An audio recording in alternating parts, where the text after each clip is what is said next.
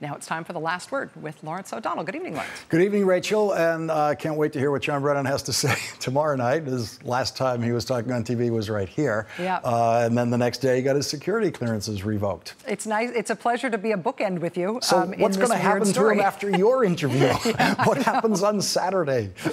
I mean, I have not had an interview with John Brennan before. I'm really, really happy that he's going to come in here. I have a gazillion questions to ask him, but with the way this story is developing about the president taking this unprecedented action against him, now the Washington Post reporting he's going to take that same action against lots of other people, and shortly, this feels like a very fast evolving big deal story. And we will all be watching tomorrow night. Thanks, my dear. Thank you, Rachel. Well, I have kept the napkins exactly twice in my life. My first time at the White House, and then at Aretha Franklin's birthday party here in New York 3 years ago.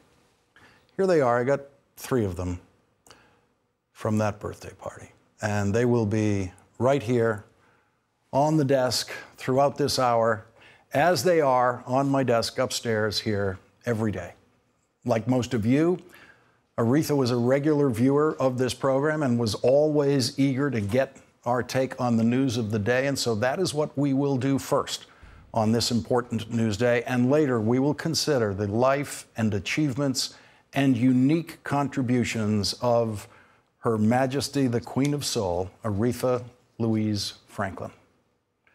But first, after his security clearance was revoked by President Trump, former CIA Director John Brennan made his strongest statements yet about Trump campaign collusion with the Russian government. In a New York Times op-ed piece, John Brennan wrote, "Mr. Trump's claims of no collusion are, in a word, hogwash. The only questions that remain are whether the collusion took place constituted criminally liable conspiracy, whether obstruction of justice occurred to cover up any collusion or conspiracy, and how many members of Trump Incorporated attempted to defraud the government by laundering and concealing the movement of money into their pockets. A jury is about to deliberate bank and tax fraud charges against one of those people, Paul Manafort, Mr. Trump's former campaign chairman, and the campaign's former deputy chairman, Rick Gates, has pleaded guilty to financial fraud and lying to investigators."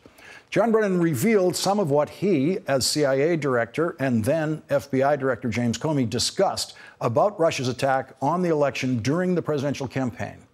In my many conversations with James Comey, the FBI director, in the summer of 2016, we talked about the potential for American citizens involved in partisan politics or not to be pawns in Russian hands.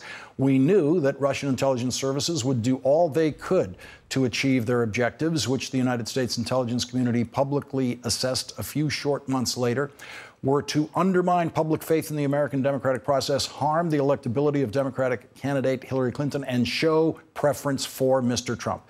Once again, President Trump's official written position was contradicted by President Trump himself, this time in an interview with the Wall Street Journal.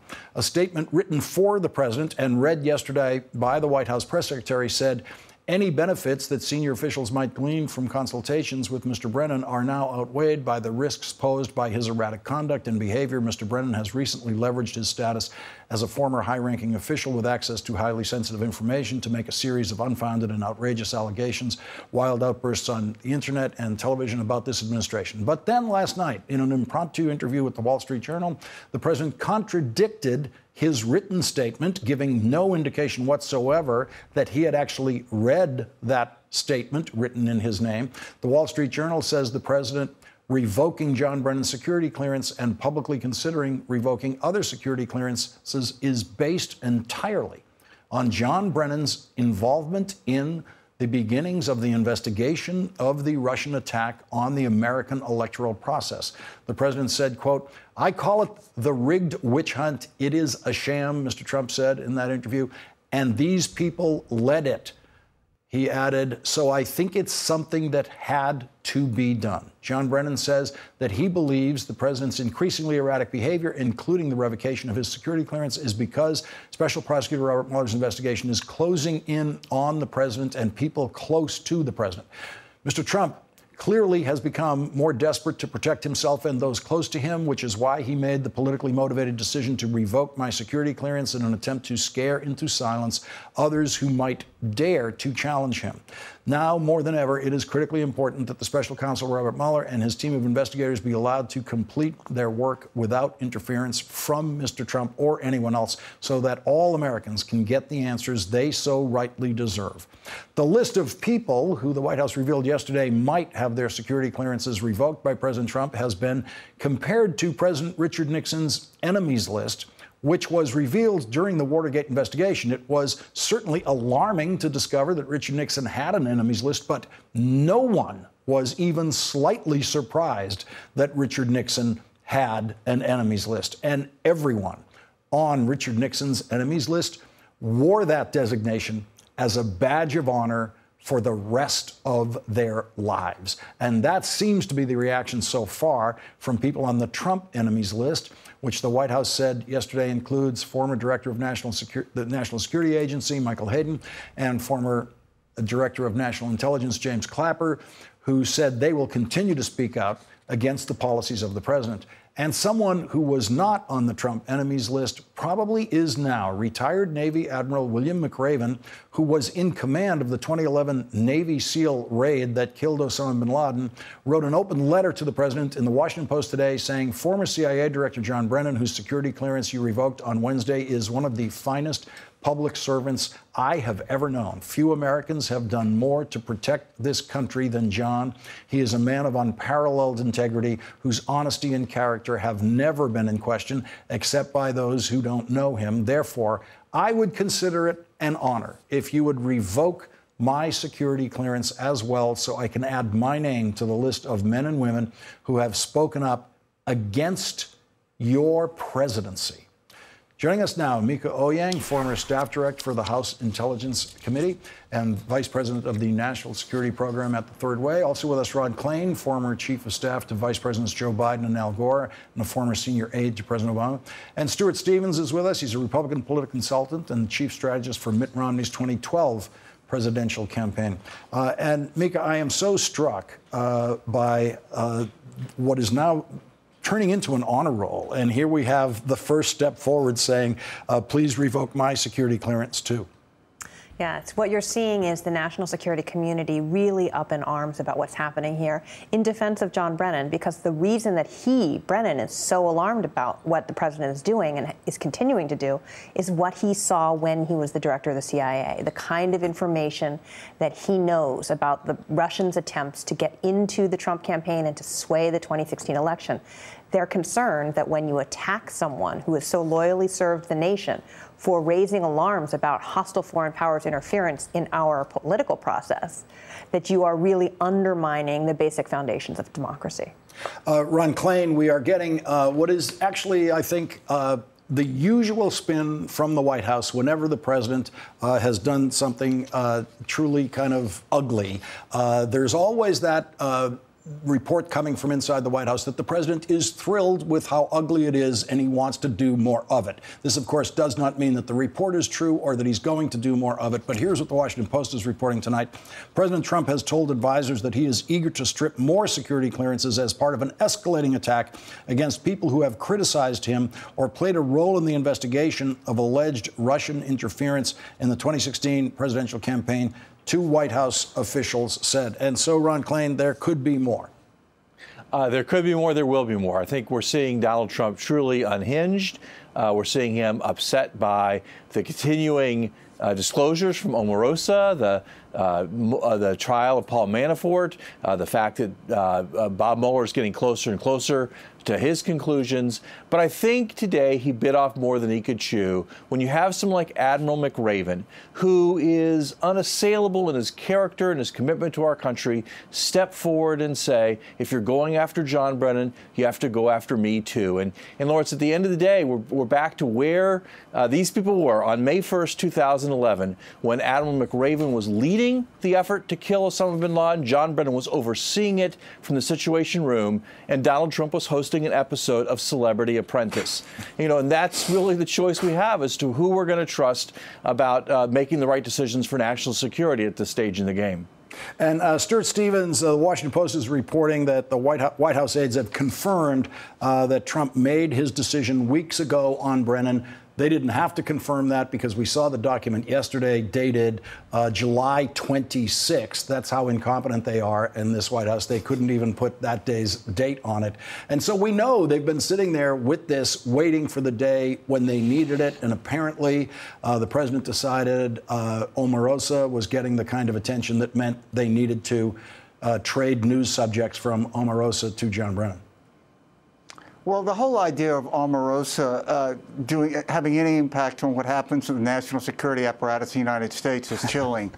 But let's remember, Steve Bannon got fired before Omarosa did in the White House, and Steve Bannon had top secret security and was on the National Security Council for a while. And Steve Bannon is just a flat-out freak. It's really just a shame to have this sort of politicization of people who have really worked to protect the country. And I think Republicans should speak out more on it. If you're going to have a process of reviewing whether or not officials should have security clearance, there's an organized, methodical way to do it. The way that this looks, it just looks petty and it looks vindictive, sort of like another feud with Rosie O'Donnell. And Mika, NBC News is reporting that Director of National Intelligence Dan Coats was not informed beforehand about this revoking the security clearance, had no idea. The NBC News report says an official familiar with the decision confirmed to NBC News that the Director of National Intelligence, Dan Coats, was not informed before the announcement. Yeah, that's very unusual that we would have the intelligence community, who actually are the ones who are most likely to seek to benefit from Director Brennan's experience if they need to call on him, not really being part of this conversation. I mean, Dan Coats literally could have been on the phone that morning with John Brennan about some previous business that had occurred during John Brennan's time and not known that the security clearance is being revoked. That's right. It's really surprising that this is not a decision that's coordinated through the other agencies, because there may be important things that he's working on that are classified that he can't talk about. Now, he said he hasn't had access to classified, but when you have an ongoing crisis, many of the things that he worked on may be relevant, and you might want his advice later on. And Ron Klain, in John Brennan's op-ed piece today, and I can't wait for his interview tomorrow night with Rachel, he seems to take another step forward in his statements about the president, this time saying, of course there was collusion. We saw it. And we saw the president do it publicly by asking Russians for help. And the question is now just a legal one. Robert Mueller's question is, does the collusion that John Brennan knows about and that surely the special prosecutor is looking at, does that collusion meet the technical legal definitions of conspiracy and violations of law? That's right, Lawrence. I mean, I think this is a very important point that former CIA Director Brennan makes in his piece today. The collusion between Trump and Russia really has been hiding in plain sight since the campaign, since obviously the meeting at Trump Tower, the president standing up and saying, hey, Russia, if you're listening, please find our emails. The evidence, we now know that very day the Russians went out and tried to probe for Hillary Clinton's emails. There is ample evidence of collusion. Now, that's an important conclusion for our country about the Trump presidency. It's a separate question whether or not that was a crime. And that's what Bob Mueller has to make an initial finding on, report to Congress potentially about impeachment, report to courts potentially about criminal charges. That's a separate question. But I think it's very fitting that Director Brennan stepped forward today and really put a fine point on the fact that the idea when Donald Trump stands up there and says, no collusion, no way, not right, not true, there was collusion. And Stuart, I want to go back to your point about basically what we saw happen in the news, trading Omarosa for John Brennan. And I spoke to someone right after this happened who's known Donald Trump for many years, worked with him in show business, knows his moves, and said to me, he's a day trader. He's just trading one story for the other. He's just, that's the way he plays this. Well, we're living in a strange world where you can turn on cable news and hear recordings from the Situation Room, but John Brennan's considered a threat and we have to take away his national security clearance. I mean, it just doesn't parse. And the problem with this stuff is that, as you were saying, what you would think would happen behind doors just happens in plain sight. I mean, we know that there was cooperation with the Russians. Now, what's the difference between cooperation and collusion? I'd leave that to lawyers. But as somebody who worked on 5 presidential races, the idea that you would talk to Russians about how to help your campaign, it's just mind-boggling. Stuart, Donald Trump said every campaign would do it. It's just not true. I mean, Ron's worked on a lot of campaigns. You just wouldn't do it. I mean, for heaven's sakes, the Gore campaign got a debate book that was sent to them, and the first thing they did was call the FBI, and the debate book didn't come from the Russians. It's just an absolute misunderstanding of how people really care about standards that are involved in this process. And sure, you want your person to win, but it doesn't mean you want to cheat and you want to get help from the Russians. Stuart Stevens, Ron Klain, Mika Ouyang, thank you all for starting us out this evening. Really appreciate it. What happened today in court with the Paul Manafort jury? We will read you their questions to the judge and the judge's answers. But first, how the Russian government targeted, ensnared, and compromised Donald Trump for over 30 years. Investigative reporter Craig Unger joins us next.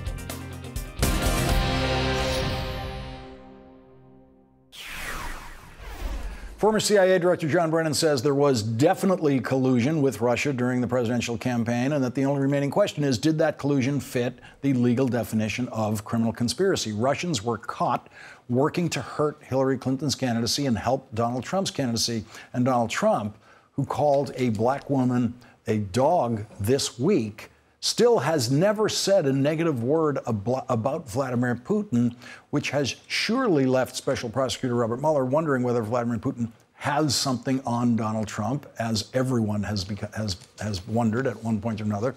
That's a question the world has been wondering about.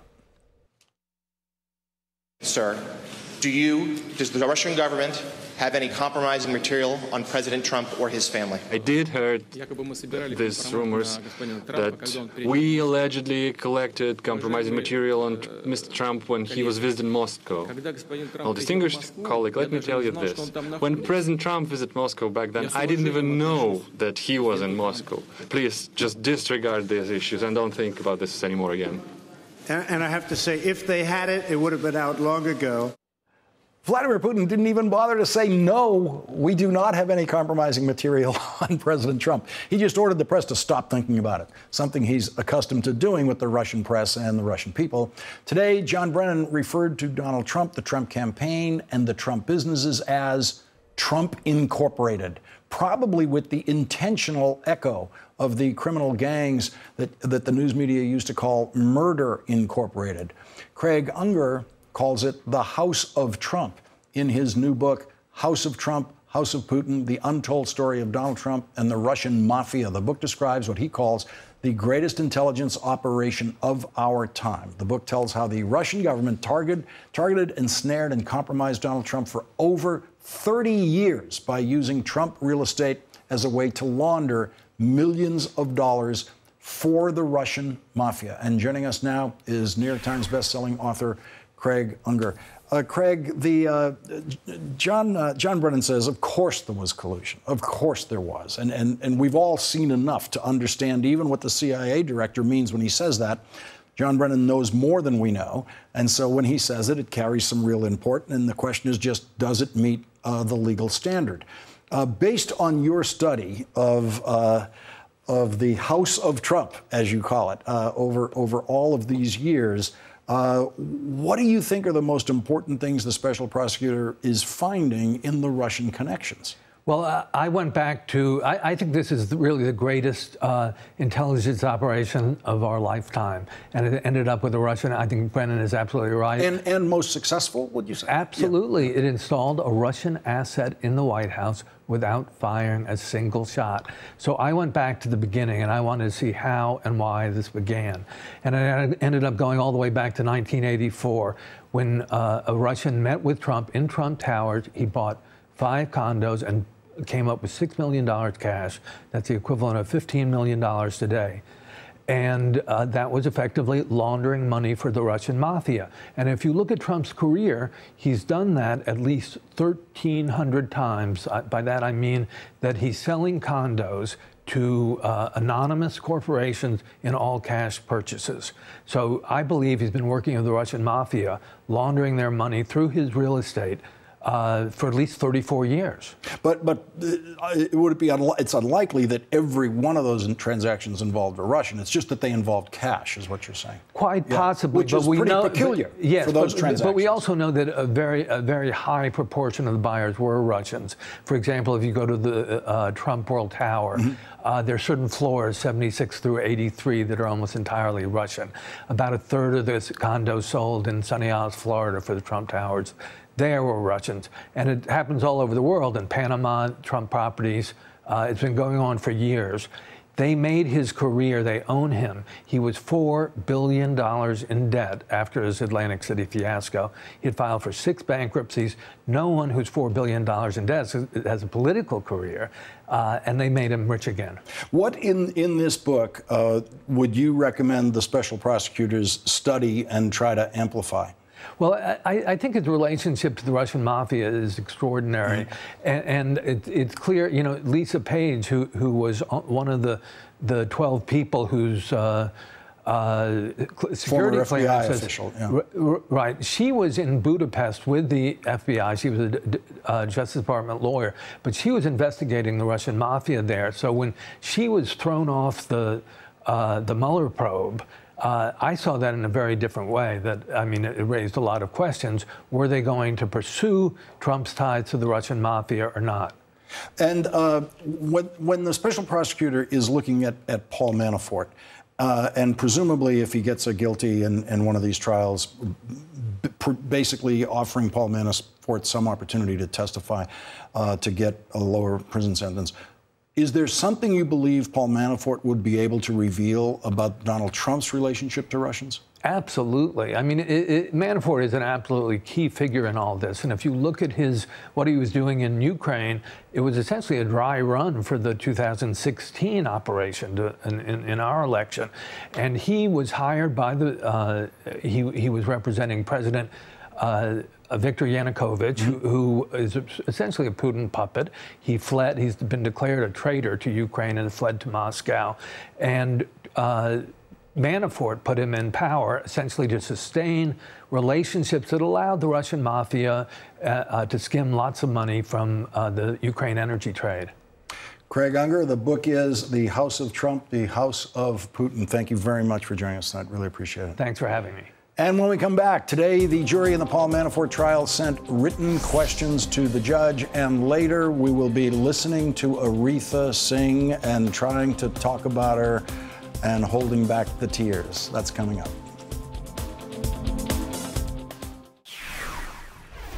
As predicted here on this program last night, the jury in Paul Manafort's case had questions for the judge today. The jury sent those questions to the judge in writing, and the judge answered them. Question: is one required to file an FBAR if they own less than 50% of the company and no signatory authority? Answer: rely on your collective recollection. Question: define shelf company. Answer: rely on collective recollection.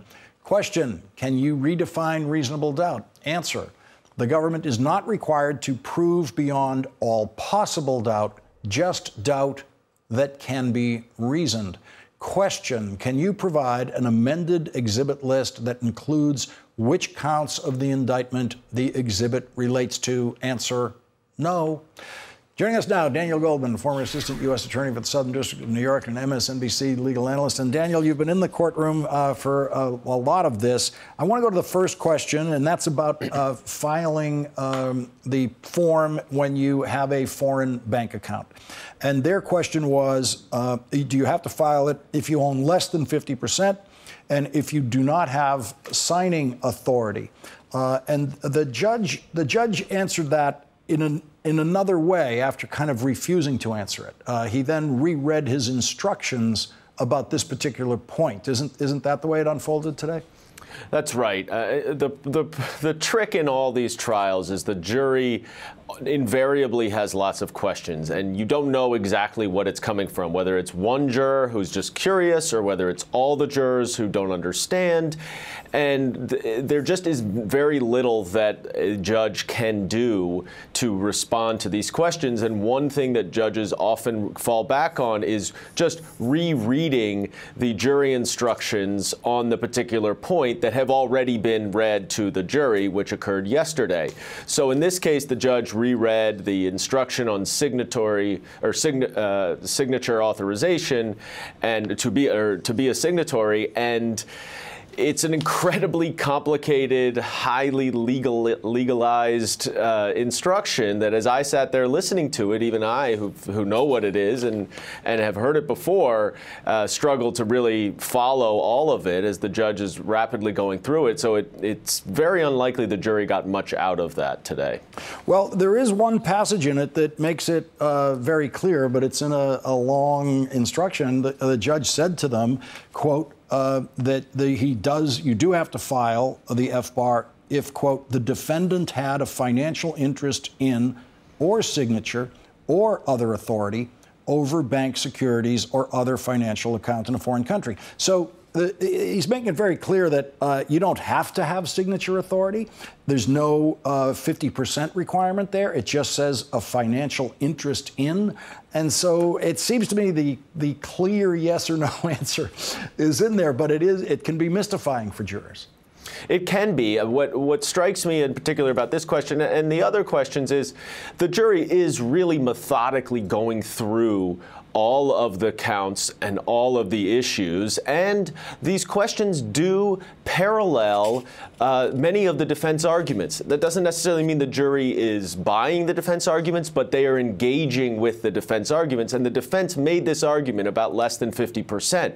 There's a clear answer to that question, which is the 50% ownership of Paul Manafort is combined with the 50% ownership of his wife, and they filed a joint tax return. So none of this really matters, but this is part of the trick with juries is they're just trying to sort through what is very complicated stuff. And one of the reasons the judges don't want to answer some of these questions is that they are afraid of, in effect, testifying by answering these questions. And that's when they have to tell the jurors, you just have to rely on your memory of this. A reasonable doubt question always gets people's interest. That's usually interpreted as a question that's favorable to the defense. It means someone is thinking about reasonable doubt. But with 18 counts, it could be one juror thinking about one reasonable doubt on one of the counts, or we don't know, or all of them thinking about reasonable doubt.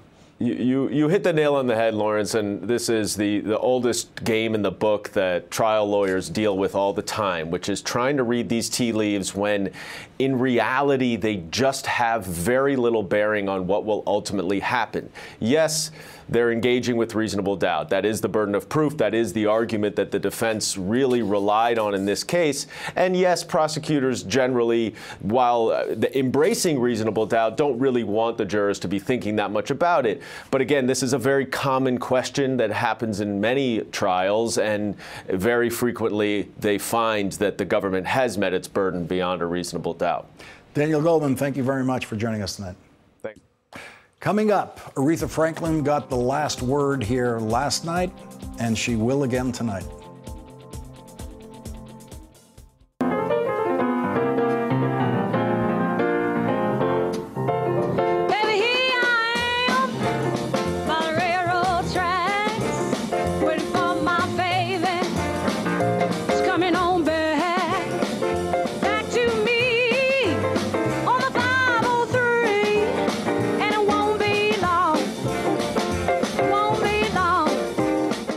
That was Aretha Franklin in 1964, and here is Aretha's entrance at the retirement ceremony for Attorney General Eric Holder in February 2015.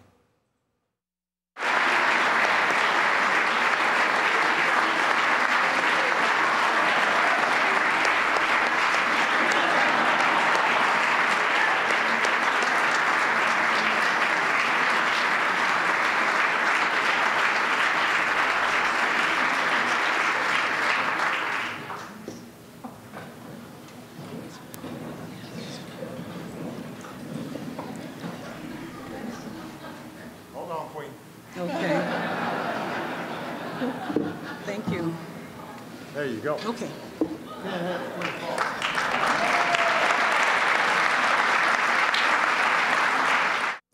There is so much to love about that moment, the fist bump with the president, and then the president of the United States rushes across the stage like a stagehand to adjust the podium step for Aretha. That's not something you see a president do every day, but how fitting that the President of the United States, the president she loved, sprung into service for Her Majesty, the Queen of Soul, Aretha Louise Franklin. Today, President Obama said, America has no royalty, but we do have a chance to earn something more enduring. Born in Memphis and raised in Detroit, Aretha Franklin grew up performing gospel songs in her father's congregation. For more than 6 decades since, every time she sang, we were all graced with a glimpse of the divine. Through her compositions and unmatched musicianship, Aretha helped define the American experience. In her voice, we could feel our history, all of it, and in every shade, our power and our pain, our darkness and our light, our quest for redemption, our hard-won respect. She helped us feel more connected to each other, more hopeful, more human, and sometimes she helped us just forget about everything else and dance. Aretha may have passed on to a better place, but the gift of her music remains to inspire us all. May the Queen of Soul rest in eternal peace. Michelle and I send our prayers and warmest sympathies to her family and all those moved by her song. There was a time when it was inconceivable that Aretha Franklin or anyone like Aretha Franklin would be invited to a ceremony for the Attorney General of the United States. When UCLA faculty member Angela Davis was indicted in California in 1970, Aretha Franklin offered to pay the bail for Angela Davis. Aretha said then, I have the money, I got it from black people, and they made me financially able to have it, and I want to use it in ways that will help our people. A month after she celebrated Attorney General Eric Holder's last day on the job, I saw private citizen Eric Holder at Aretha's birthday party here in New York City. He's probably still hanging on to those birthday napkins the way I am. Aretha Franklin held her friends close and admired the crusaders among them the most, from Martin Luther King Jr. to Eric Holder and Barack Obama. And after this break, a dear friend of Aretha's and a crusader, Michael Eric Dyson, will join us. When I knew I had to face another day, oh, it made me feel so tired. Aretha Franklin's lifelong friend Smokey Robinson is going to join us in a moment, but first, this.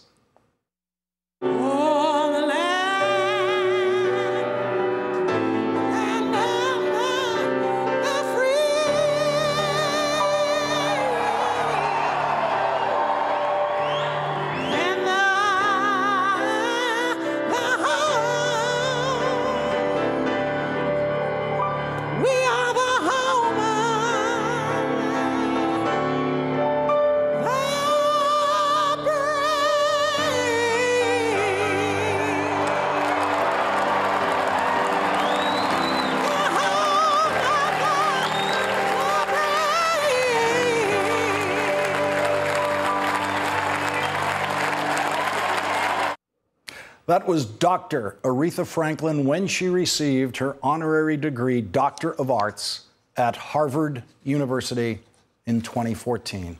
And joining us now by phone is the great Smokey Robinson, Grammy Award-winning musician, producer, and importantly for tonight, lifelong friend of Aretha Franklin. Smokey, first of all, I'm very sorry for your loss, and I just want you to just share with us what you've been feeling this week. We've known for a while now that Aretha's health was failing and she was slipping, so I'm sure you've been thinking about her not just today, but for a while now. Well, yeah, Lawrence, we've been on vigil for a while here, you know. All of us who were close to her and her family and what have you, we've been on vigil. I've been in constant contact with the family. And, well, yeah, you know, but here's how I feel about it. You know, when we were kids, I've known Aretha Franklin since I was 8 years old. Aretha Franklin was my longest living friend from our neighborhood, you know. And we used to always talk about that. We were the last of the Mohicans, you know. But she got a chance to live her dream. When we were kids, we wanted to be singers. Everybody in the neighborhood sang, you know, and we had little battles and what have you. And so she got the chance to not only live her dream, but to be at the top of that game, you know, and she lived a good life, and I'm celebrating that. Smokey, Quincy Jones said today that he was told that Aretha was going to be the next big star when she was 12 years old. When did you know that Aretha was going all the way? Well, you know what? I don't know about knowing that she was going all the way, but I knew that Aretha was talented from the very first day I ever met her when I was 8 years old. How I met her was her family had moved to Detroit from Buffalo, and her brother, who was a lifelong friend of mine, Cecil, and, you know, just till the day he died, we were just close as close. And we were, the whole family, we were very close. And the first day that they moved to Detroit, we went around, all the little guys went around to see Cecil's new house. And we went in the house, and we were walking through the house, and I hear music coming from this other room. Somebody's playing the piano, and I hear a little voice singing. And I opened the door, and there's Aretha sitting at the piano playing and singing almost like she did as an adult at about 5 or 6 years old. And she's the only star I've ever heard of who decides to go to Juilliard. She's already just a master pianist, but she decides to go to Juilliard in 1998 to study more classical piano. It seemed like she could never be satisfied with what she'd already achieved. That's why she was great, man. And Smokey, talk about what it's like to maintain a career that she had to maintain over so many decades. To be a star for 10 years is a giant enterprise and a giant strain. To do it over 6 decades is something like a miracle. Well, you know what, Lawrence? There's a thing. I consider show business to be a place where there's a thing called it, okay? Mm-hmm. And some people have it. Yep. Aretha had it. You know what I mean? Mm-hmm. And she was one of the original it people for today's music. She was the forerunner for all of basically the girls that you hear now coming along singing, you know, and not just the black girls, you know, like Christina Aguilera and Celine Dion, and they were all influenced by Aretha Franklin, Whitney Houston, Mariah Carey, Gladys Knight. They were all influenced by Aretha Franklin, who was, like I said, at the top of that game. And who influenced Aretha? You know, Aretha grew up in a family, man, where first of all, everybody in Aretha's family could sing. Her dad was one of the biggest ministers in the country, and he could really sing, okay? And we used to go to their church. You know, they would have people like Sam Cooke and the Soul Stirrers and the Ward Singers and Mahalia Jackson, people like that, performing at her father's church, you know? So she was influenced by a lot of people, man, and especially gospel singers. And at the time when you were kids and teenagers, did you realize that Detroit was the place that was going to change American music? No, man. I mean, no. If I had known that, I would put a whole lot of money somewhere in it. No, none of us knew that, man. You know, I tell people all the time, the great thing about Detroit for us now, this wasn't necessarily true for Aretha, because Aretha was never a Motown artist. But, you know, she was in that family. She was in our family. She was Motown because she was in our family. But the great thing for Detroit, music-wise, man, we have to get off on another subject here, was that every city, every country, every city, every little township, every little village, whatever, ratio-wise in the world probably has that same amount of talent that you saw come out of Detroit. What we had was Berry Gordy, man, a guy who started something that made a worldwide noise.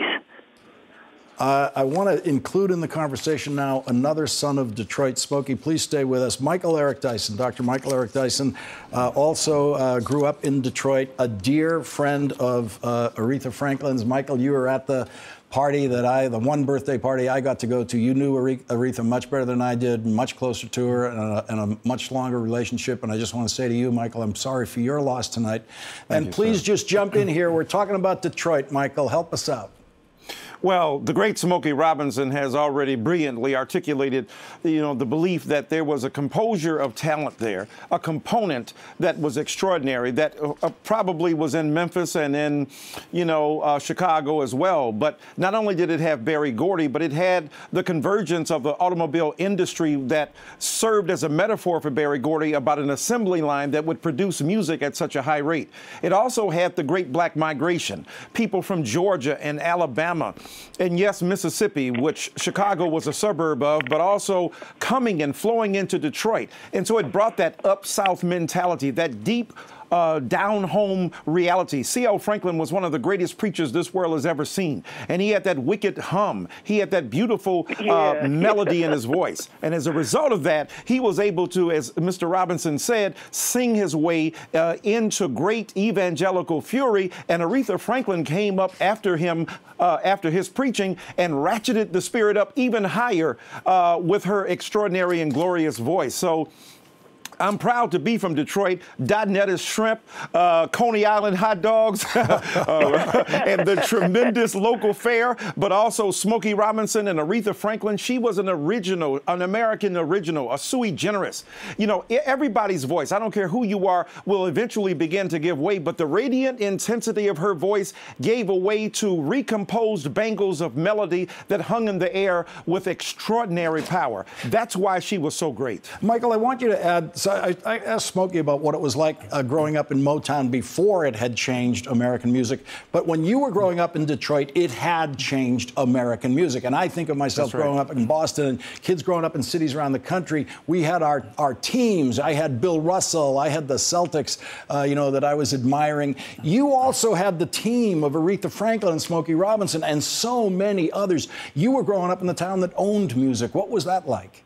Oh, there was an enormous sense of pride with that. When we have the greatest Shakespearean writer of the latter part of the 20th century in Smokey Robinson, who wrote poetry from the pavement to the pulpit, so to speak, of American consciousness, we had Aretha Franklin singing with such, radiant intensity about the virtues, the values, the moorings of blackness, but also the suffering and the loss and the grief. And she gathered it all into her music. And so when you had Stevland Morris, better known as Stevie Wonder, when you had people who were inspiring us, the Temptations, the Four Tops, Michael Jackson coming along my age, this freakishly precocious young man snatching Smokey Robinson's song from him and then never returning it.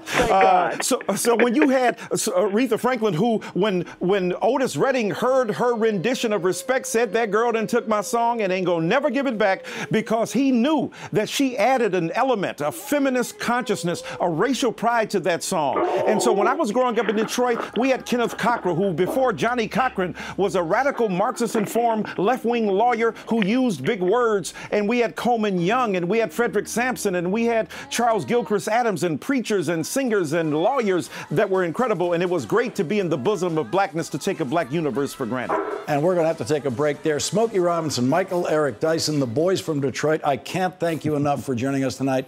I'm very sorry for your loss. Smokey Robinson, Michael Eric Dyson, thank you very much. Tonight's last word, of course, will go to Aretha Franklin. I grew up in a racist city listening to Aretha Franklin. I watched Aretha perform a miracle. I watched her touch racists' hearts and minds in a way that no one else could. The speeches couldn't reach them, but she could. She changed some of those hearts and minds, moved some of them in the right direction. Aretha sang a hole through the wall of racism that surrounded my neighborhood.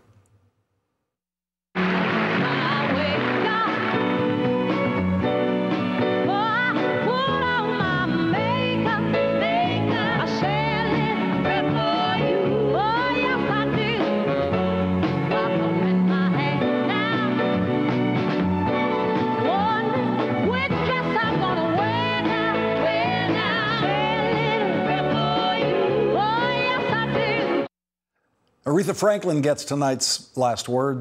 Hi, I'm Nate Ryan, host of the NASCAR and NBC podcast. Every week, we're talking to drivers, crew chiefs, and other personalities in the NASCAR industry. So subscribe to the NASCAR and NBC podcast. Available wherever you get your podcasts.